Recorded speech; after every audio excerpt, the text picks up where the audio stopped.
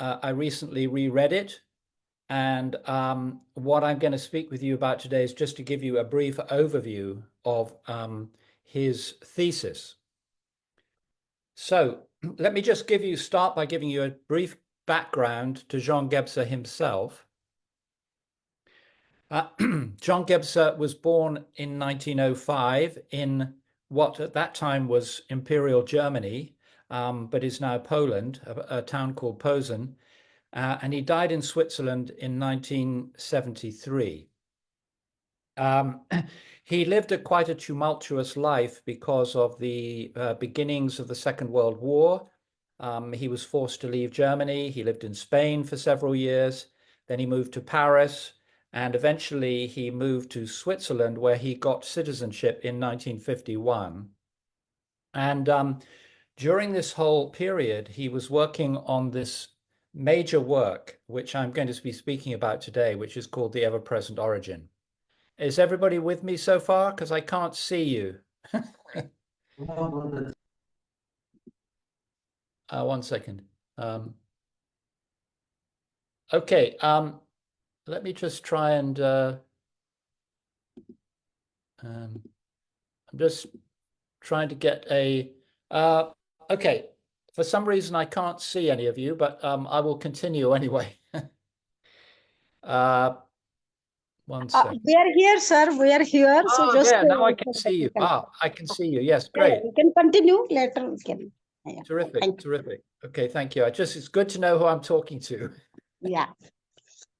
Okay, terrific. So here we go. This is about the book itself. So as I said at the beginning, I spent a month about 12 years ago reading this book in great depth. And I recently reread it, and I have written a paper on my revisiting of the book, and also trying to give an overview of his key insights in the book, which is what I will speak about today. So this book is, on one level, it is an extraordinarily erudite and multidisciplinary exposition of the evolution of human consciousness, which is a very big subject, as you might imagine. But it's also much more than that. The book is also a spiritual call, a call of the urgency to respond to the critical nature of the world we're living in, this particular epoch that he conceived we were living through right now, and that epoch is still continuing. And so basically, this is a spiritual call to respond to that epoch by awakening to what he discovered is this new emergent consciousness, which he had become aware of. And so that is the essence of the book. But he at the time he was writing, he felt that the world was in a state of crisis and rapidly heading towards a global catastrophe. Now, this was in 1949, and as we know, that global catastrophe has not yet happened. Nevertheless, it does seem, I think most people would agree, that such a catastrophe is ever more likely to happen as we see the kind of degradation of democratic institutions and norms, and what could be called the avoidance of the powers that be to really to face into the kind of crisis that we're up against right now and come up with solutions. The reason for this being, particularly in relationship to climate change, has to do with the powerful lobbies and corporations that are promoting the fossil fuel industry, and the way in which governments around the world are tied into that for economic reasons. So what's interesting and very timely about the book, even though it was written in the 1950s, is that we are living in the same transitional and urgent period that he was writing about at that time. And that's why the book itself seems extraordinarily relevant to our times. I'd like to start with a short quote that is from the early part of the book, which will give you, in a way, set a context for the book itself. He wrote, "We have only one option. In examining the manifestations of our age, we must penetrate them with sufficient breadth and depth that we do not come under their demonic and destructive spell. We must not focus our view merely on these phenomena, but rather on the humus of the decaying world beneath, where the seedlings of the future are growing, immeasurable in their potential and vigor. Since our insight into the energies pressing toward development aids their unfolding, the seedlings and inceptive beginnings must be made visible and comprehensible." So, as I said, he was writing what he felt was a time of crisis and a time of transition. And in many ways, obviously in India, the most simple way of explaining that would be the notion of the karma of the Kali Yuga. So that would be, I think, very much a sense of what he was picking up on, but in very specific ways, which I'll go into. So the essence of the book is about the development of consciousness through ages.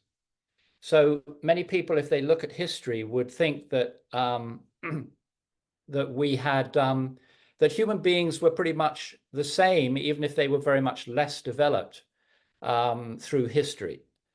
But in fact, what Jean Gebser has really studied, and he did a tremendous amount of research in order to come up with his theory, is that that humanity has actually passed through these different stages or structures of consciousness throughout from prehistory up until the present time.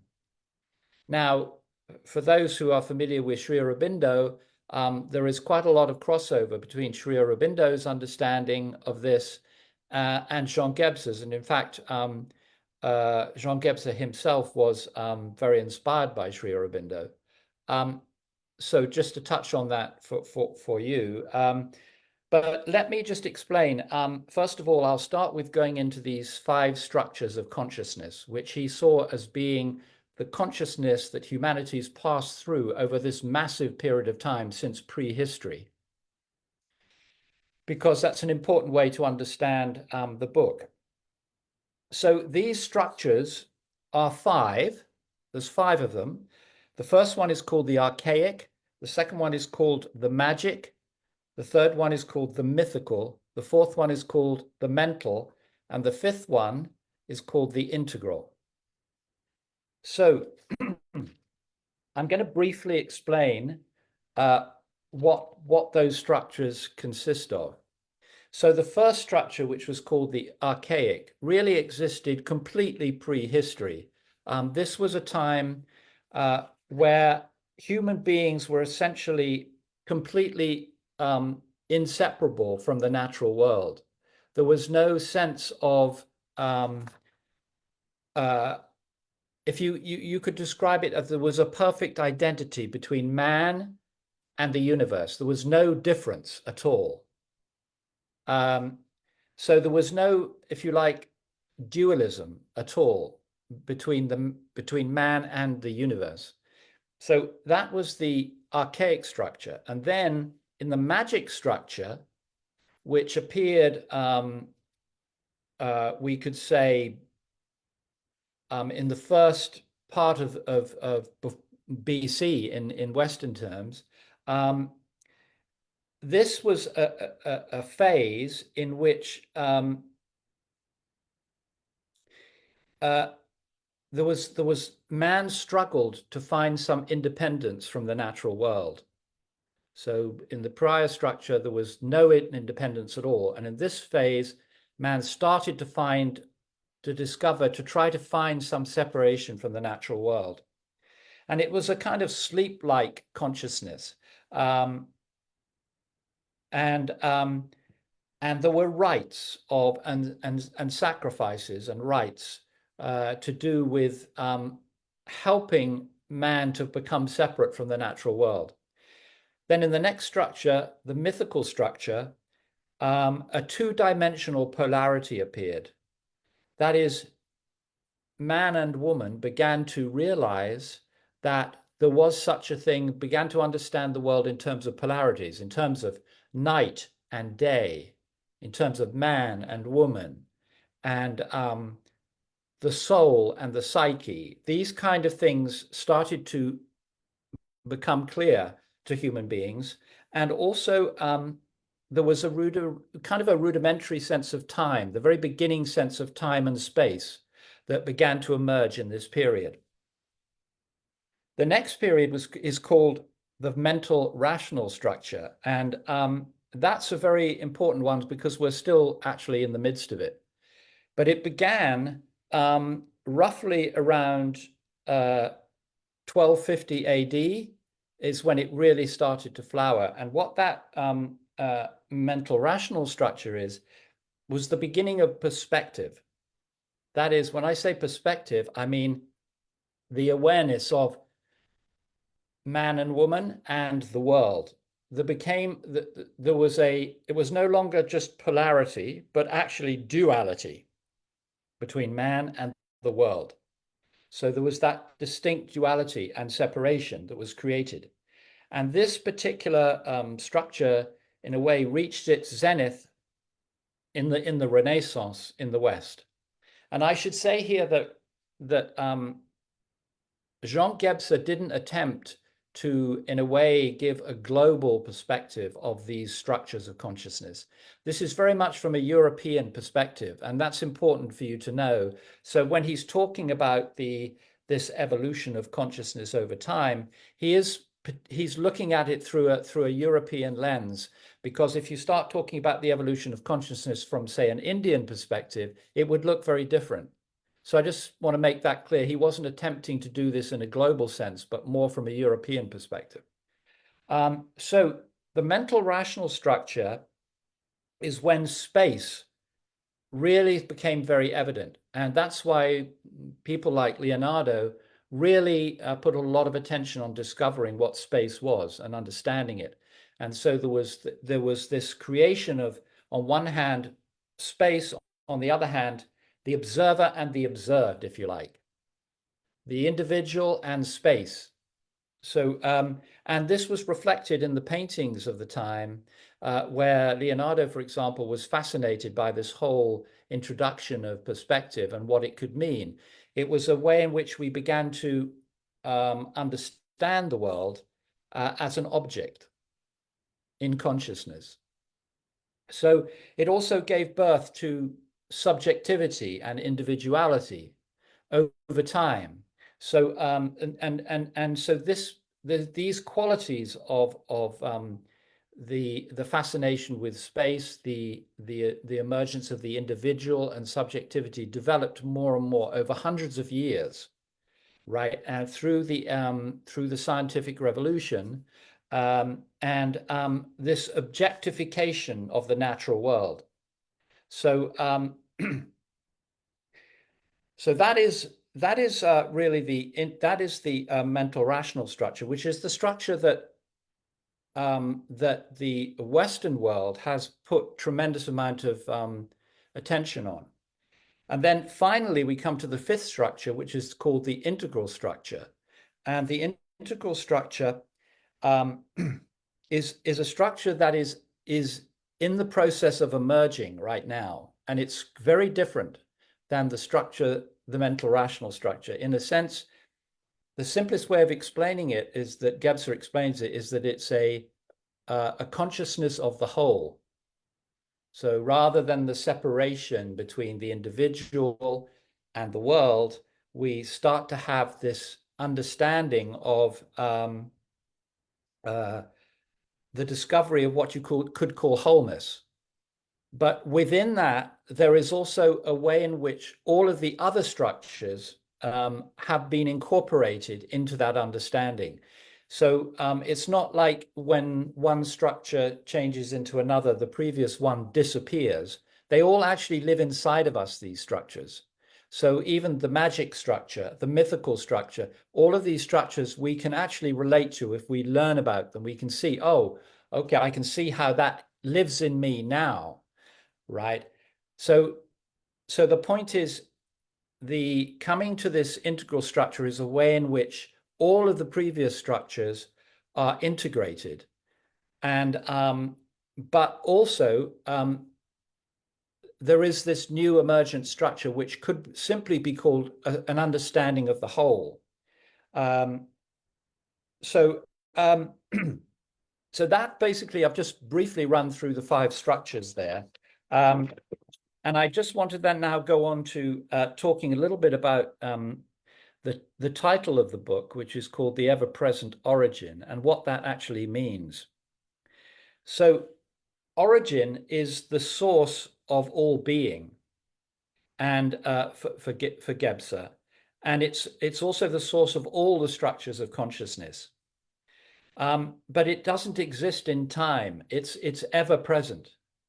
Now, the point is that through the course of the development of these different structures of consciousness, we've actually moved further and further away from this understanding of the ever-present origin, which is actually alive, and it's not. It doesn't exist in time. It basically, if you like, it's where the past and the present and the future come together. They're not separate.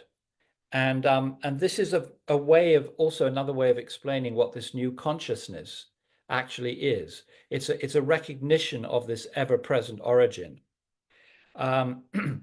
So the largest portion of the book is really concerned with Gebser trying to explain what this new consciousness is, and the kind of world that it generates.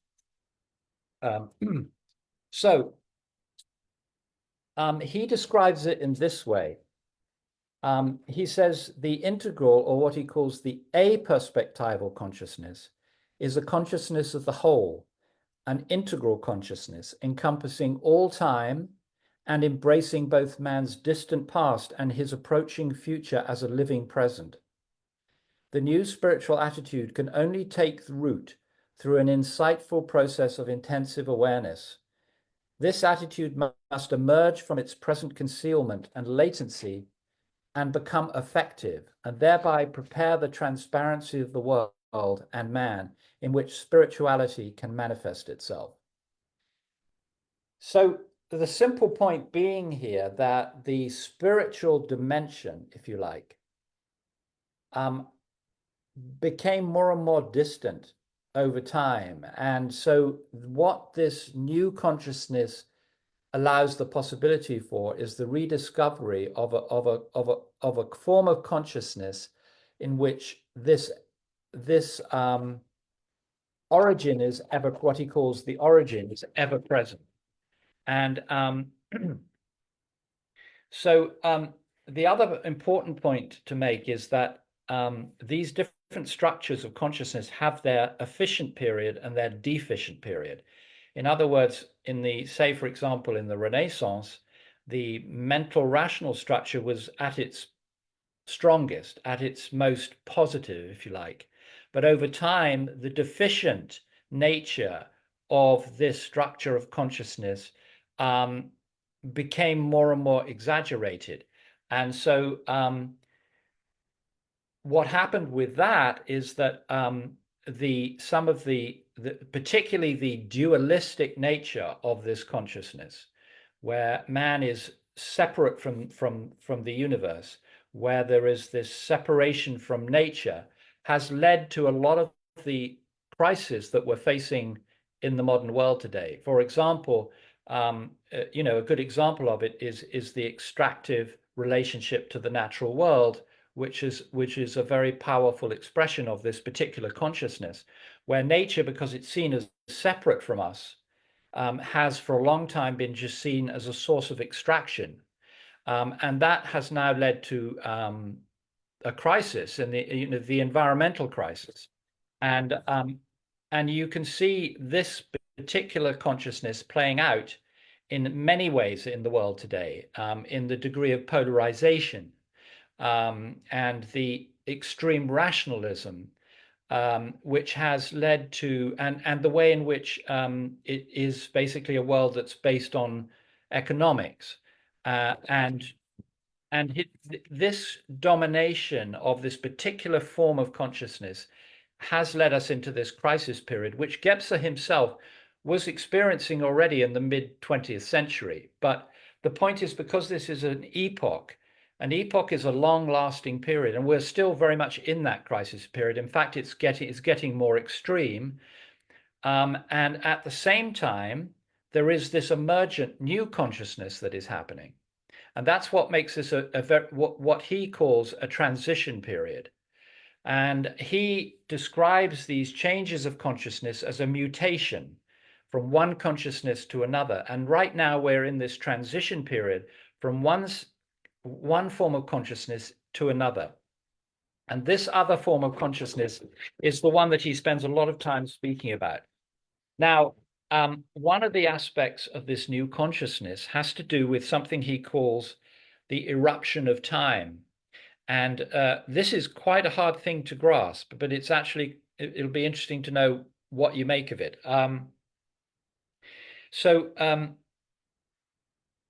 Let's put it in. He actually goes through the different structures of consciousness and how they relate to time and space, but we don't really have time to do all of that now. But what I will say is that in the mental rational structure, which is still very much alive for us now, time is really related to as a form of calculation. Right, it's seen as something that we're trapped in a sense. So that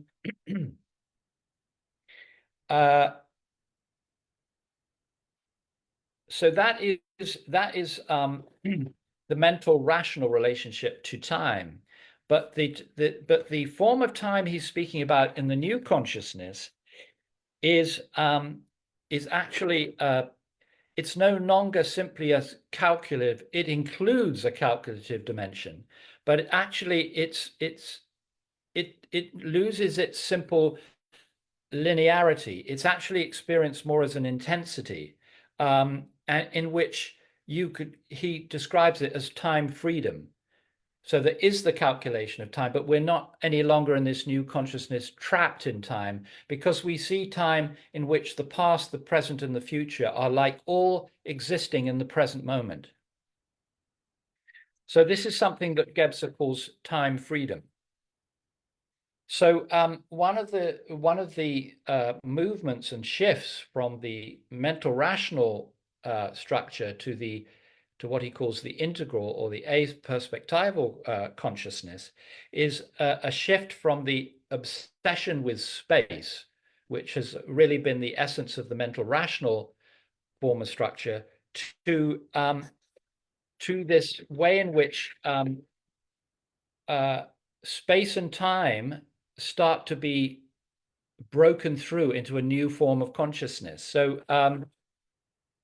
that is a way in which we, from this sort of strict opposition between subject and object, begins to break down into a sort of participatory relationship to the world, where we no longer feel the universe is separate from us, but we are participating in it.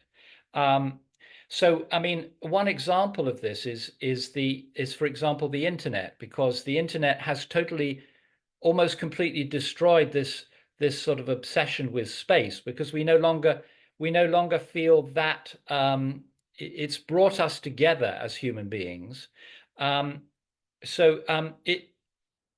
It's brought us into participation globally. So this is an example of the emergence of the new consciousness. But what he also says about this period of transition is that it's what he says, he describes it as Janus faced. In other words, it has two sides to it. because on one hand, the internet is a breakthrough. On the other side, the forces that are already present from the mental rational structure are actually can be explained by the way the internet has been captured by multinational corporations who are addicting us to social media and polarization and misinformation. So we can see, therefore, how this period of transition, there are these different forces that are working together right now. And so the point is that at the same time, we see this new emergence of consciousness appearing. Gebser saw it in the artists. He lived in Paris for a long time, and he started to see through the artwork that was being done. People like Picasso and Braque broke through this very fixed relationship to space and started to explore different ways of understanding the world. And then later we have Einstein and, for example, quantum mechanics in physics, and later humanistic psychology, in which was concerned with the whole person. So this was a breakthrough of this new form of consciousness. And also we can see it in, for example, the way in which now spiritual disciplines from all over the world, all the different spiritual disciplines, are available to everybody.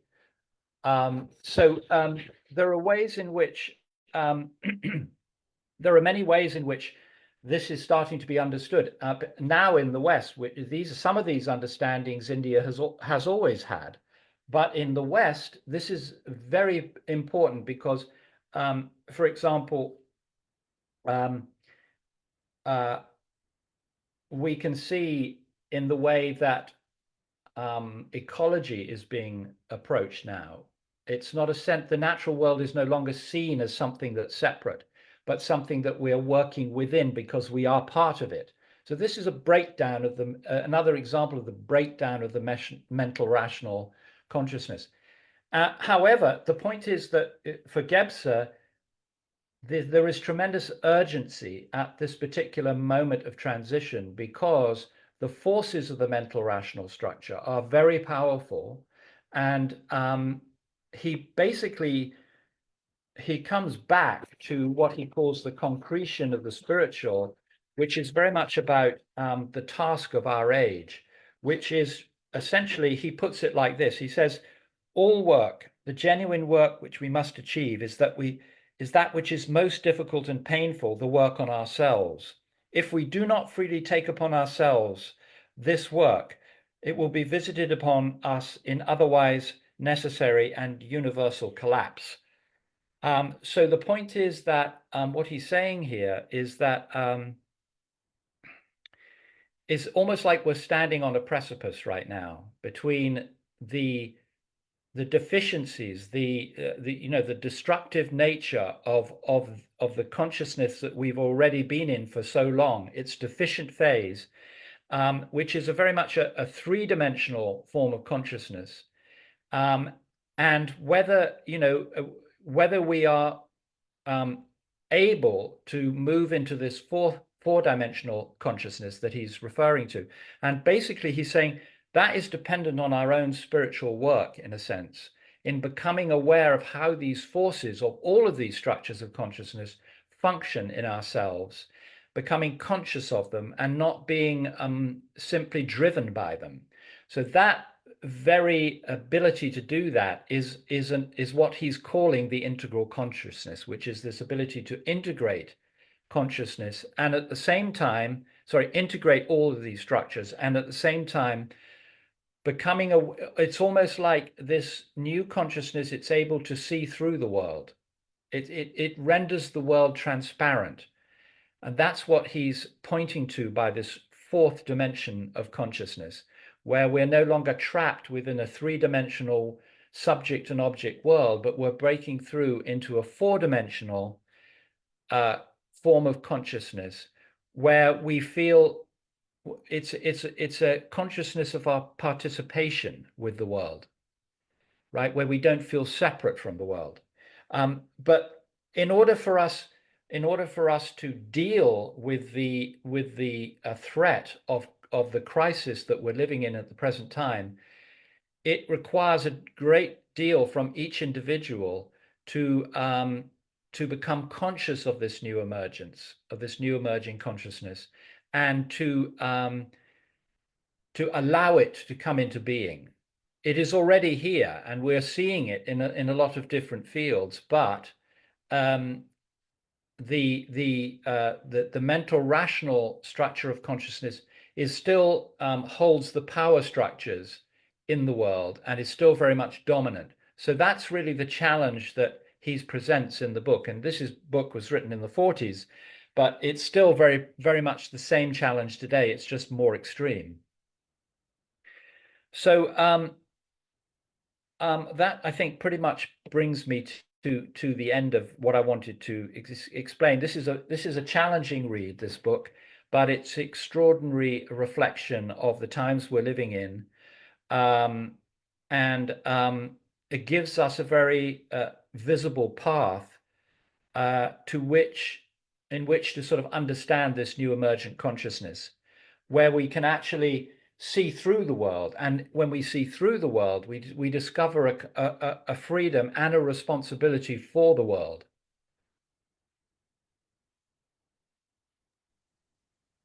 Yeah. Okay, thank you. Thank you. Thank you so much, Steve Pratt. It was really inviting and engaging.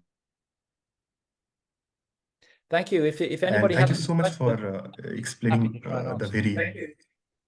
Sure. So we'll invite some of our respected participants to share their reflections on the very presentation. And so first, I would like to invite Professor Nirmal Selva Moni. He's from Tamil Nadu, South India. He teaches English, and he has also very deep engagement with the literature and philosophy. So over to you, Professor Nirmal. Thank you very much for asking me to respond to a very enlightening presentation by Professor Steve Brett. Thank you very much, Professor. Can you hear me? Yes. Yeah. Yes, okay. we can hear you. We can't see you, but we can hear you. Okay. I don't know if I look very presentable. So. That's fine. Don't worry. If you're more comfortable without it, that's fine. Okay. Please go ahead. Yeah. Oh, there you are. You look very presentable. Thank you so much.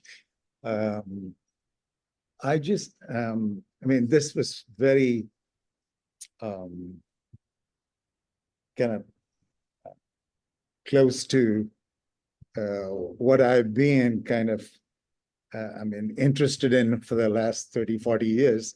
I'm interested in a theory called Chennai, which is all about the indigenous life way, if I can put it that way, probably something closer to what Gebser would call the archaic. I don't know. Okay. It's a kind of I mean, we have indigenous people all over the world, but I think a theory of the indigenous philosophy and their way of life is found in the Tamil tradition, and I have not seen it anywhere else. So in my attempt to contemporize this theory, I have seen sort of three distinct phases. You know, the earliest phase is where Chennai is pretty intact. And I use the term Chennai, you know, if I translate, I mean, I used to use the English equivalent, integrative. So phase where humans enjoyed a harmonious relationship with the world and what you call the natural world, with beings other than humans. And then with the rise of the state society, that relationship which is integrated because it's hierarchic, becomes sort of homoarchic, if you like. That is very rigidly hierarchic kind of relationship, a dominant relationship. And with the onset of the Industrial Revolution, a new industrialist life way emerges, and this relationship becomes very chaotic, anarchic.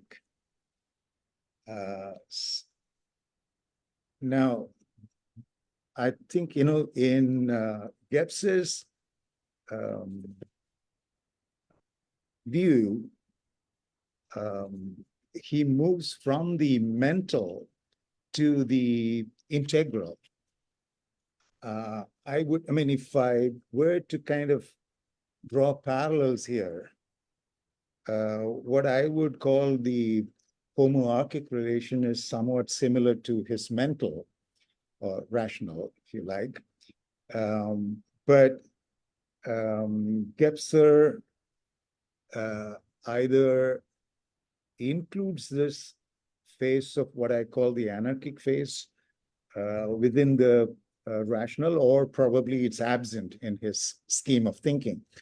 That is, in the anarchic phase, it's not the same as the homoarchic phase, because as humans try to dominate, they actually fail very miserably. So that is why the things become very chaotic. As W.B. Yeats put it, things fall apart and the center cannot hold. He says, he begins a poem that way. So that is the kind of situation you're talking about. Right. So this particular, I think the present, what geologists are hesitating to call the Anthropocene, not wholeheartedly, is anarchic to me. And probably there are some signs of the integral, but it doesn't seem to be really, anywhere near us. So that's, I'm just kind of randomly thinking and off the cuff kind of reflection on how I see things. And I have a question for you. Or not a question, probably I would like you to tell us a little more about these 4 dimensions that you're talking about, the 4th dimension. So what are these 4 dimensions? Thank you so much for a very brilliant, very erudite, very edifying presentation. Thank you very much. Thank you very much. Yes, there's a few things there. Before I come to your question about the dimensions, I'm just thinking about the what you were saying about our present, well, what Gebser would call the mental rational. And I think when you were describing, when you read that beautiful line from Yeats, I think that's actually very well describes the kind of crisis that we're experiencing right now globally. And I think, so why are we in that crisis? And I think we're in that crisis because we have reached the most degraded time of this particular form of consciousness, which is the mental rational. And as a result of that, there is tremendous amount of chaos. And I think even though the mental rational has, through its whole extension, has brought a tremendous, some very important, for example, through the scientific revolution, has brought some very important insights and understandings, which have had some very powerfully positive effects in the world. The deficient nature of this structure, with its polarization arising out of this predominance of rationalism, has brought us to this crisis point. And and the Anthropocene, as you rightly said. So in terms of in other words, I think what I'm saying there is I very much agree with you that this particular phase we're in, this kind of transition phase, is a very chaotic one, and potentially one in which we might destroy ourselves. And I think Gebser's even back in the 40s, was making that very clear. He was basically saying, look, if we don't actually come to terms with this integral structure, which means become conscious of these structures within ourselves and of the new structure, and start to actually see it and live it, then there is a danger we could destroy ourselves. So in terms of your question about dimensions, I think I would say that how those dimensions have played out, I would say, is that the original, what he calls the archaic dimension of consciousness, was in a way, there was only, it was one-dimensional, essentially. There was nothing more than one dimension, really, in that, because man and universe were completely aligned. There was nothing else but that. And slowly, when you move into the sort of gradual awakening of consciousness as being something other than nature, other than the universe itself, then you move into the magic period. And then from the magic period into the mythical period, which was two-dimensional, polarity.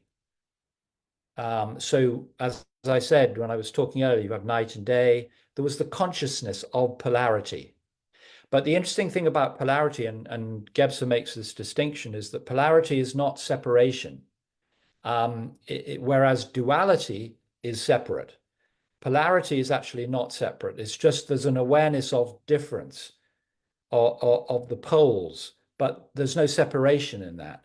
So that's two-dimensional. Three-dimensional is the mental rational, in which there is the awareness of space, and as this duality starts to come in between human beings and the universe in a more and more demarked way. So on the one hand, space becomes all important, and correspondingly, there's the development of the ego. The separate sense of self, becomes more and more exaggerated as this age progresses. And that's why we're seeing now in the deficient period of this age, this extreme polarization, right? Because the ego has become very rigid and very separate from everything else.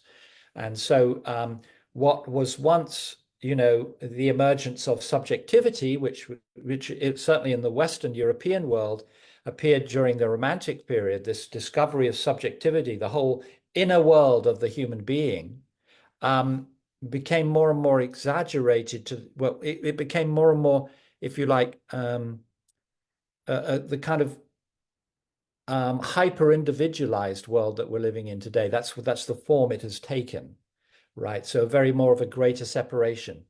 Now, the fourth dimension is a very interesting one. The four dimensions is one in which space and time are not seen as separate, and time itself has a completely different meaning. It doesn't mean that the conceptual form, the understanding of time as a construction, it doesn't mean that has gone away, but there is an other form of time consciousness, which is you could describe as a four-dimensional consciousness, because there is a sense of I think the way I would describe it is this kind of sense of seeing through the world, which is a hard thing to understand. Gebser talks a lot about transparency of the world. It's not like a solid object. And this is something that the new physics has understood really well. So there's this way in which we are interacting with the world. And that interaction, that participation, is no longer three-dimensional. It actually is the emergence of a four-dimensional understanding. Now, just one other response to your rather long response to your comment is that I mean, one of the work I do in third space that I'm very involved in is actually trying to map what is happening in this new consciousness, particularly in the Western world, because I think in many ways I mean, actually, this would be another good example of a breakdown of a more participatory world, the world in which the East and the West are integrating with each other to an extent now. And so that would be another example of this new consciousness. But what I was going to say was that in the mapping that I'm doing in terms of what's happening with this new consciousness in the world, on one hand, it could be argued, well, where is it? You know, it seems like we're so dominated by the mental rational. But I am starting to see this consciousness more and more being expressed in a form, in a much more, let's say, I mean, in many different fields, I would say, but I think I would isolate one in particular as being probably the most significant expression of that new consciousness, which is this breakdown of this sense of being separate from the natural world. So the recovery of indigenous thinking is starting to make many people become aware that we're not separate from the natural world. We're actually participants. We're part of it. And that has great significance in terms of the future. Thank you very much. I have just one request to Professor Ananta and Mr. Randhir. If they could make available your email, probably we can continue the conversation. That'll be wonderful if that's possible. Great. Thank you very much. Great. Thank you. Thank you. Now I request Dr. Susri Mishra to share some of her reflections.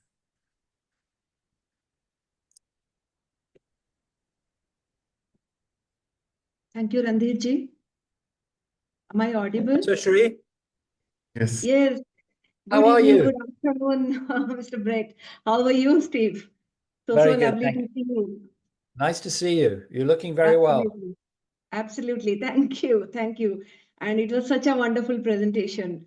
So crisp and yet so comprehensive. Very insightful, very informative. Loved it to the T. Yeah, I mean, just one question. I don't know. I just missed in between just 4-5 minutes of it. I don't know if you have already covered that.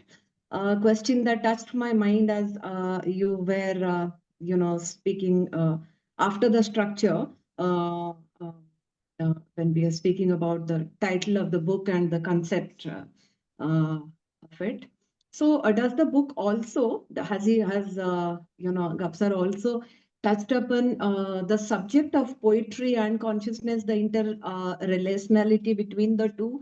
And then let me explain, I am not coming from the space that I write poetry, or most of us today in the audience love poetry, write poetry, but I am actually coming more from the space that see, if we see the history of humanity, most of the important, you call it history or mythology, starting from Veda to the, Greek myth, everything has been expressed in the form of poetry. So from that point of view, I want to understand that, where does it, how is it, explained in the theory of consciousness? So has he touched upon that, or would you like to give your inputs and thoughts on that? And that being, that's a question. And the third, as you were saying on that, there was few lines that came to my mind, which I would love to read out, but then maybe you can go first if you have to. Thank you. That's a great question.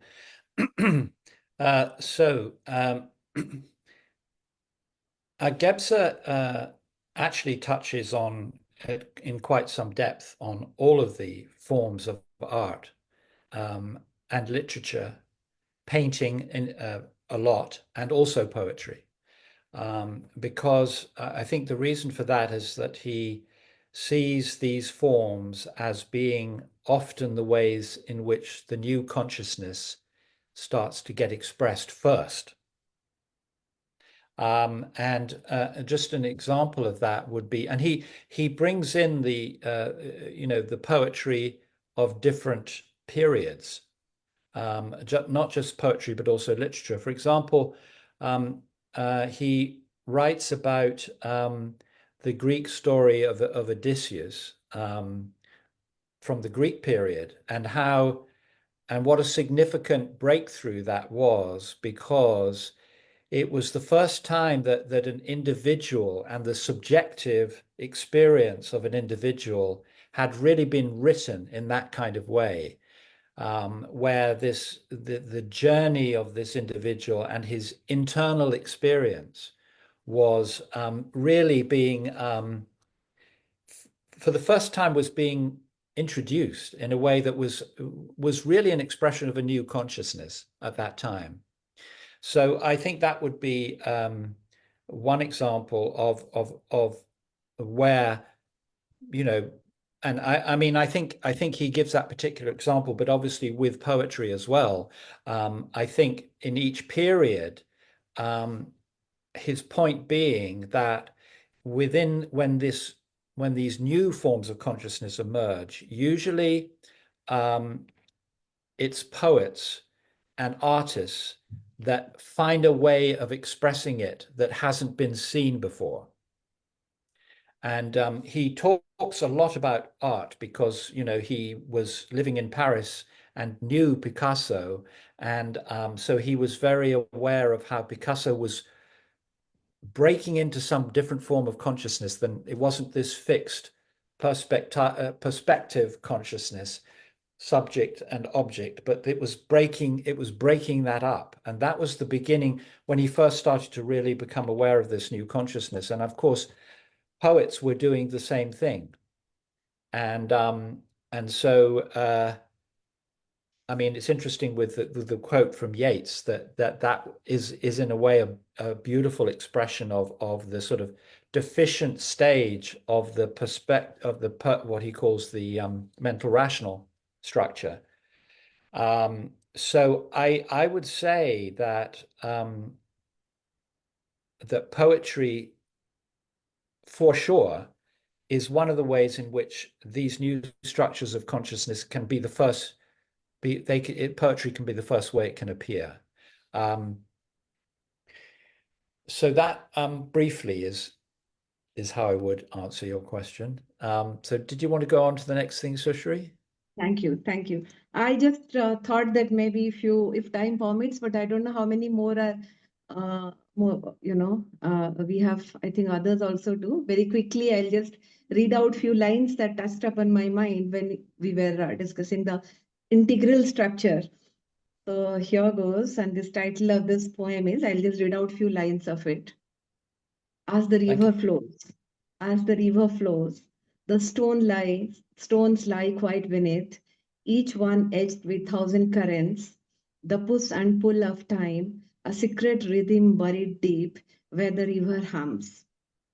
One note bends to the next, the water never fighting its shape, only yielding, only flowing, a language of murmur, translating silence into motion, a whisper turning into a wave, and then back again. Is this what harmony does? It makes you the both, the ripple and the river, the silence and the sound. Thank you. Beautiful, thank you.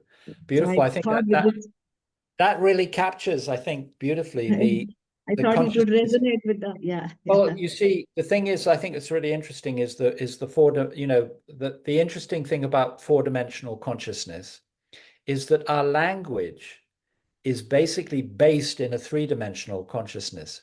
So that's what makes it's in some way it's easier for artists and poets to capture that, because they can find ways, which Gebser himself tries to do when he's writing, is to bring in new language to, in a way, capture this four-dimensional consciousness, because our general use of language is located in three dimensions. And so I think that's why that's the great significance of, like, for example, of what you just read, is capturing that participatory, unfixed nature of the way everything interacts, and I think beautifully expressed. Thank you. Thank you. Now I request Ananta Bhai to share some of his reflections. Thank you, Steve. Thank you, Nirmal, Susyapa, Randhir. Before I speak, let us invite some others, those who are. So I would come towards the end, please. Then we can invite Minati ji. Thank you. Am I audible? Yeah, I should Yes, be you are. visible. Yeah, thank you. I'm really grateful to being part of this, discussion, and it was very enlightening. But I have one very basic query. I mean, maybe you can take it like my lame question, like query. So when we are discussing the 5 structures, there was third structure. It was mythical. In that, we all know that duality is not polarities. But one question was coming to my mind: what happens to the in between? Neither this or not this. What is the position of that in between in that structure, in the mythical structure? I would like to know the same questions answer from Professor Nirmal Salvamani also. In Chennai, where does that stand? And from you also. So, am I clear what I want to ask? I think so. I believe so. I mean, at least I have my own interpretation of what you've asked, and I'm not sure if it's correct or not. But I can try to. I can tell you how I perceive your question. So I think what you're saying is, in the mythical structure, there is polarity. But what about the in between the polarity? I think is the question you're asking. Where does that? Is that there? That's a very fascinating question. I wish we could ask Gebser himself that question. But how I look at that is that I think the significance of the mythical structure in relationship to polarity is that we have to understand that it's prior to the mythical structure, there was no sense of polarity. There was really just one consciousness. There was no sense of polarity. So one way of looking at polarity has to do with the emergence of a separation of the individual from nature, from the universe. So that separation began in the recognition of polarity. Now, in terms of the in-between, to me, I mean, this is my interpretation of your question. To me, the in-between is really something that I would say is more expressive of the integral consciousness, because the in-between is something that I think, now I should say, when I'm saying that, I'm talking about European consciousness, right? Because I know, for example, that in-betweenness is something that's very much part of, I would say, indigenous understanding, that in-betweenness. But I don't think we can equate that indigenous understanding with what would we call the mythical consciousness. So I don't think in the mythical consciousness that understanding of the in-between, I think that would not, I mean, to my understanding, would not have been part of that consciousness. Thank you. I think it's a fascinating question. I mean, also we're talking about, I mean, it's interesting having this conversation with in India, as it were, because as I tried to explain, Gebser never attempted to bring in you know, Asian, Chinese, Indian forms of, to look at what he was talking about through the experience of those cultures, because actually it's not the same. And I mean, I think he knew that. And that's also my experience. It's very different, actually.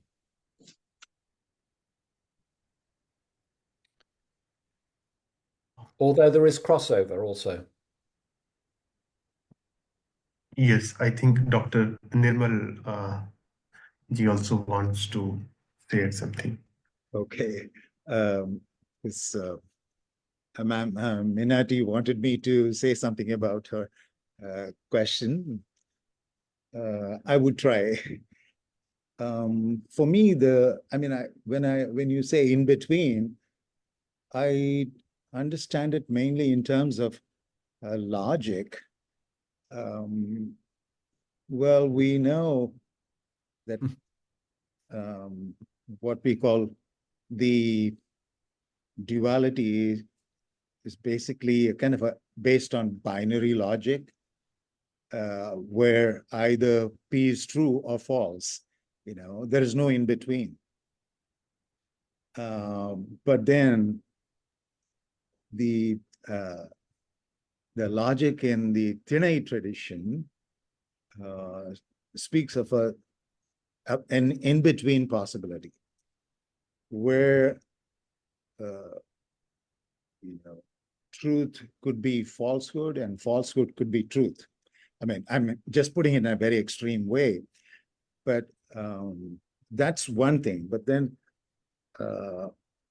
in my scheme of things, when I was just kind of briefly summarizing my take on Chennai, what I call Put Chennai or Neo Chennai theory, where I don't, ontologically, or let's say praxeologically, if I can use a strong word, there is no in between, in the sense that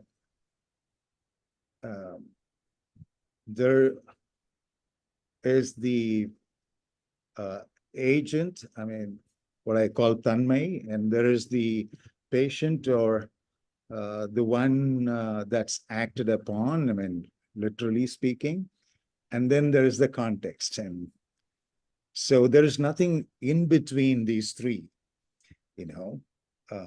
because I'm thinking in terms of action. For me, action probably cannot be separated from consciousness. Gebser seems to be thinking in terms of consciousness, but I would with action. So when you think of action, there is no in between as such. This is a very complex kind of thinking. I don't want to take much time, but then this is a very short sort of articulation of what I have in mind. Yeah, thank you, sir, so much. I was just curious to know the different side of, what Steve Brett was telling and you were telling, sir. That's all. So that is. Thank you so much. Thank you so much for asking that question. Thank you. Thank you. Thank you for the question. I have also one query.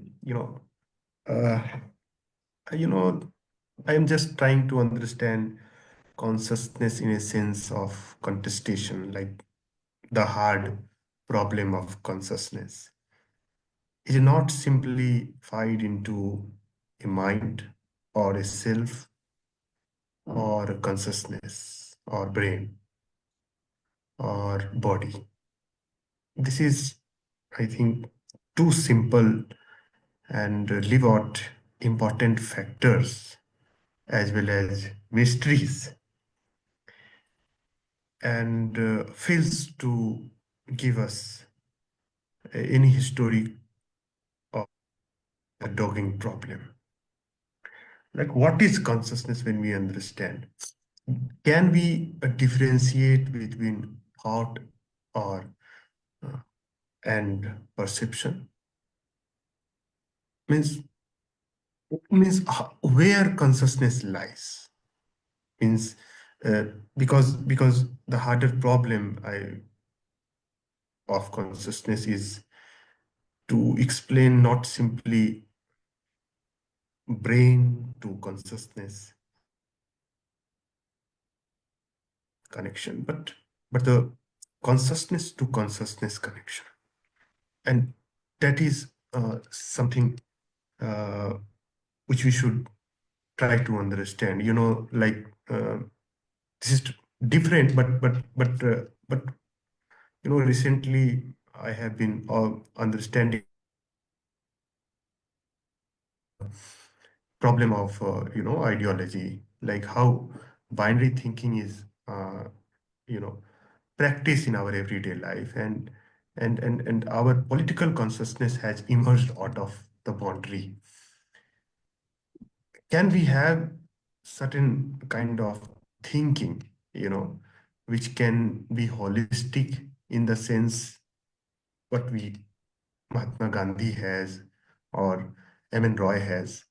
Uh, so problem of consciousness does not lies in philosophy, but in our everyday life also. And what is the way out? Of course, we have ecological science, we have Gandhian philosophy, which explains that everything is connected. We have to be harmony, we have to be non-violent. But in everyday life, it is very difficult to free our life from the sense of dogmatism or binary. What is the way out of this? Thank you. Gosh, big question. Thank you for that question. So very briefly, consciousness, the idea that consciousness is a hard problem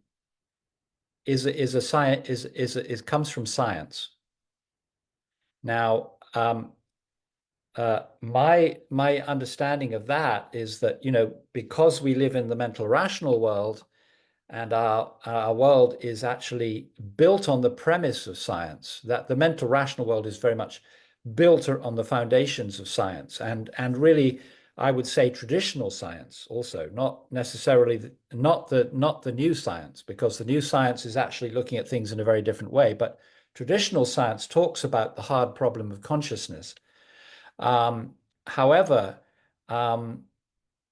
consciousness, I mean, I have an Indian perspective on what I would call an Indian perspective on consciousness, which I think is Gebser's perspective on consciousness, which is what he means by the title of his book, The Ever-Present Origin, right? So consciousness is the ever-present origin. And I think that how I would describe that is that consciousness is the source of everything. So consciousness is the ground, if you like, of everything. And I think that is very much Gebser's perspective, but I think what he's saying is that in the mental rational, I think the reason we talk now about the problem of consciousness is because we've become so, we see the world so much through a mental rational consciousness. When we look at the world through a mental rational, we can't see consciousness. We don't see it. Well, where is it? Where is consciousness? We don't see it, right? But I think that's one of the Gebser's points in this book, is that when we get to the mental rational consciousness, which is the one we're in at present, we've gone very, very far away from origin, from consciousness itself, from the ground of consciousness. So indeed, it's a challenge now for us to rediscover consciousness, and the point is that I think this four-dimensional consciousness this new consciousness that he's speaking about, it's not just about having a less dualistic relationship to the natural world or something. That's part of it. But fundamentally, it has to do with this discovery of the ever-present origin. That's the most important part of it. It's the discovery of that which we've lost in the mental rational structure. And how do we do that? Well, I think, my sense is that I think we start to become aware of this consciousness and how it's emerging in these very many different ways, and then we basically we start to engage with it, I would say. And I think that engagement, and also, as Gebser says, the awareness of these prior forms of consciousness within us, those are the ways in which we can actually really start to connect to what the ever-present origin is, which is consciousness itself. I hope that helps. Now we can. Thank you. I think this is a kind of invitation engagement to understand where consciousness lies and how consciousness has emerged.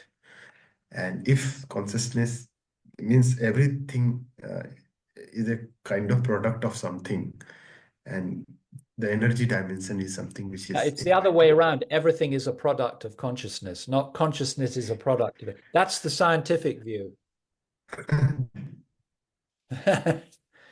Now I request Ananta to say his comment, and we are just winding up with his presentation.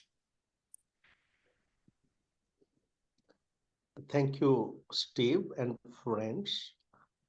Because of some contingent constraint, I could hear only some part of Steve's presentation, though. I'm sorry to hear that. No, it was because of my contingency. Oh, okay. I am greeting you from Pune and the life on the road. But, it is inspiring that we could still cultivate our conversation. So just one or two things quickly. One is reading Gebser with these very important ideas, also reading in the present. And as you are also, your thought is also a part of what can be called as thinking with the present. It is in that spirit. How do we explore the multiple pathways between complexity and emergence? And there is also Teilhard Sada. He talks about complexification of consciousness.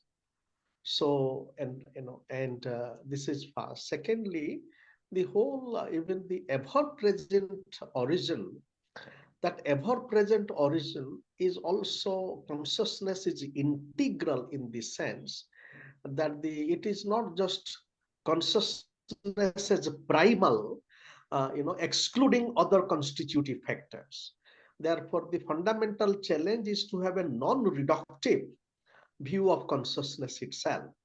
Therefore, the ever-present origin, understood in a genealogical sense, at any moment, it also interacts with the social and the historical, though it is not determined by it, but the non-reductive dimension also looks to the multiple constitution of consciousness itself.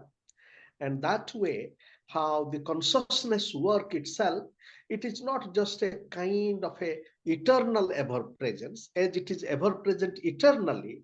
At a particular moment, it is contemporaneously co-present. And that contemporaneous co-presence has multiple, dynamics of integral interaction.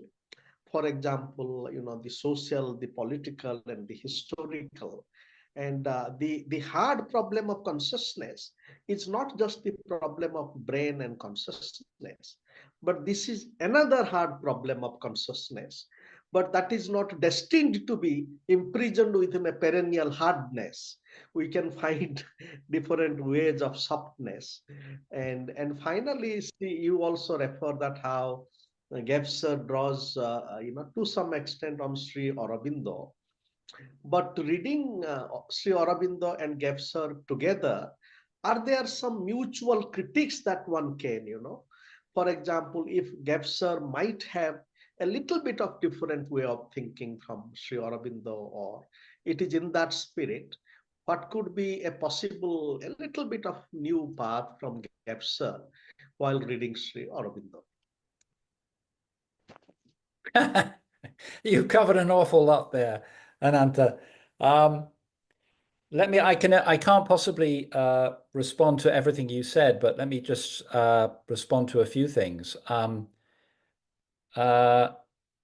Maybe can you keep your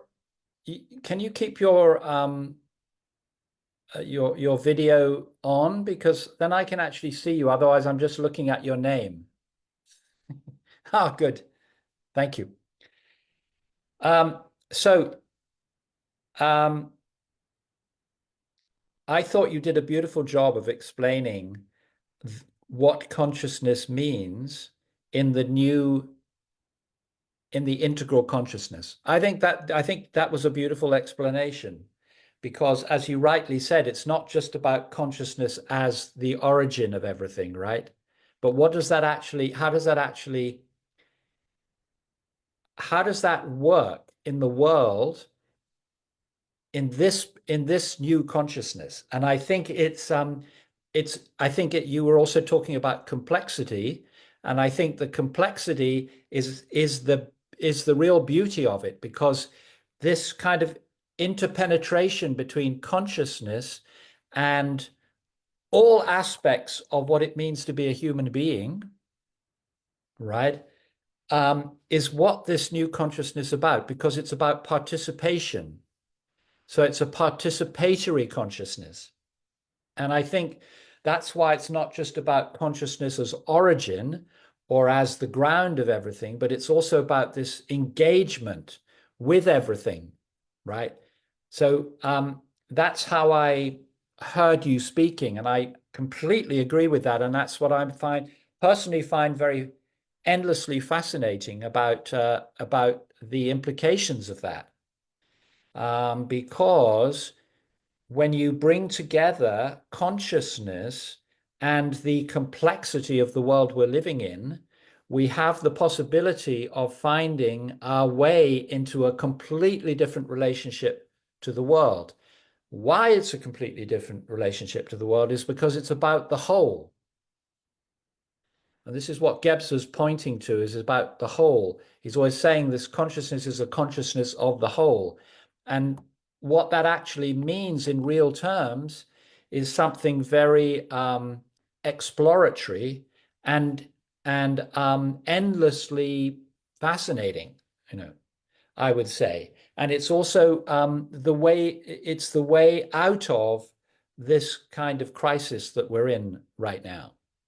So, and in terms of your remark about Sri Aurobindo and Gebser, I don't think I'm completely qualified to answer that question. It's something that I feel it's quite complex, and I think there's a lot of crossover between Gebser and Sri Aurobindo, but I also think that how would I say? I'm more aware of the ways in which they agree with each other than I am aware of the differences. I think, in the sense that I think for Sri Aurobindo, he was very how he looked at this, as from my understanding, is that he saw subjectivity, which was something that emerged in the West, particularly in the Renaissance, and so forth. He saw that as being very significant, because he saw this as a way out of the conventional to discover a kind of consciousness which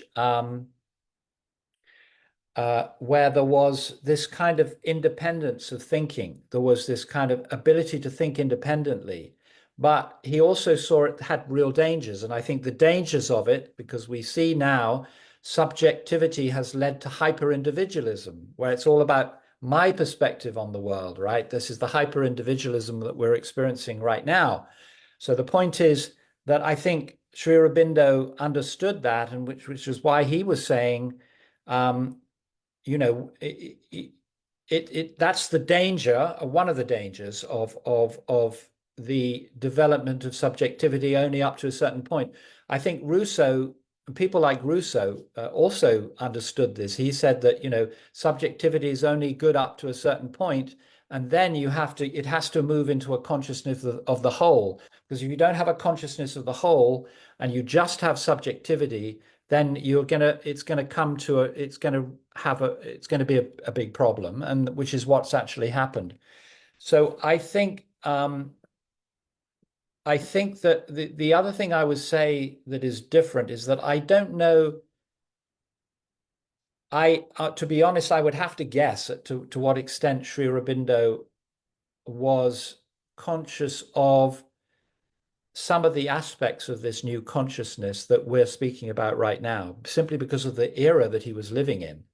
I don't know is the answer, really, to the extent he was. But I mean, it's something that I'd like to look into a lot more, because I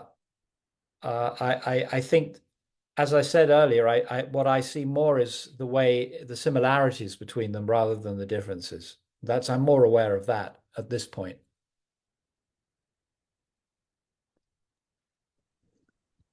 Thank you. So we can close now, Ananta. Yes. Thank you. On behalf of Vishwaneedam Center and ASEAN, sorry, one second, I'll start. I'm Minati Pradhan on behalf of Vishwaneedam Center for ASEAN Blossoming and Sadhya Sahachakra. Would like to thank our